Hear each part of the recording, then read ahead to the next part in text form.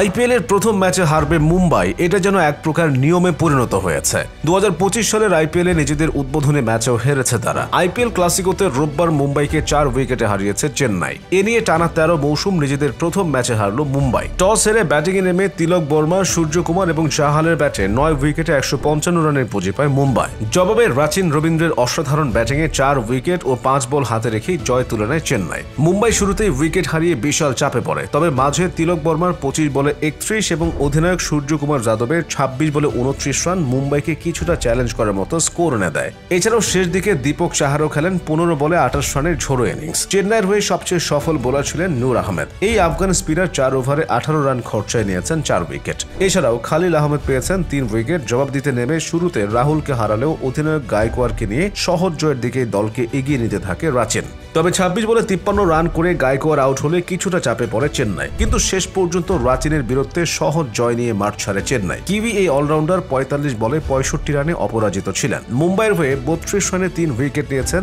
Vighnesh Puthur. IPL এর গত আসরে 4 ছক্কার বন্যা বইয়ে দেওয়া সানরাইজার্স হায়দ্রাবাদ এবারের আসরও শুরু করেছে স্বপ্নের মতো। প্রথম ম্যাচেই আইপিএল এর রেকর্ড সংগ্রহ থেকে 2 রান কম করেছে তারা। আর পাহাড় সম সেই লক্ষ্য তাড়া করতে নেমে ভালো ব্যাটিং করেও কাছাকাছি পৌঁছাতে পারেনি রাজস্থান রয়্যালস। হায়দ্রাবাদে আইপিএল এর 18তম আসরের দ্বিতীয় ম্যাচে রাজস্থানকে 44 রানে হারিয়েছে হায়দ্রাবাদ। শুরুতে ব্যাট করে ঈশান কিশনের সেঞ্চুরিতে 286 রান করে হায়দ্রাবাদ। জবাব দিতে নেমে 242 রানে থামে রাজস্থানের ইনিংস। টস হেরে ব্যাটিংয়ে নেমে শুরুতেই ঝড় তোলেন হায়দ্রাবাদের 2 ওপেনার ট্রাভিস হেড এবং অভিষেক শর্মা। প্রথম 3 ওভারে দুজনের ব্যাট থেকে আসে 45 রান। চতুর্থ ওভারের প্রথম বলে মহেশ থিকসানার শিকার হয়ে অভিষেক ফিরলে ভাঙে এই জুটি। অভিষেকের বিদায়ে অবশ্য রানের স্রোত থামাতে পারেনি রাজস্থান রয়্যালস। ঈশান কিশনকে নিয়ে ঝোড়ো ব্যাটিং চালিয়ে যান হেড। পাওয়ার প্লে থেকে 94 রান তোলে হায়দ্রাবাদ। 31 বলে 67 রান করে দলীয় 130 রানে আউট হন হেড। তবে তাতেও রান থামেনি। তৃতীয় উইকেটে নীতিশ কুমার রেড্ডি এবং ঈশান কিশন করেন 72 রানের জুটি। শেষ দিকে হেনরিক ক্লাসেন নেমে যোগ করেন 14 বলে 34। 47 বলে 6 ছক্কা ও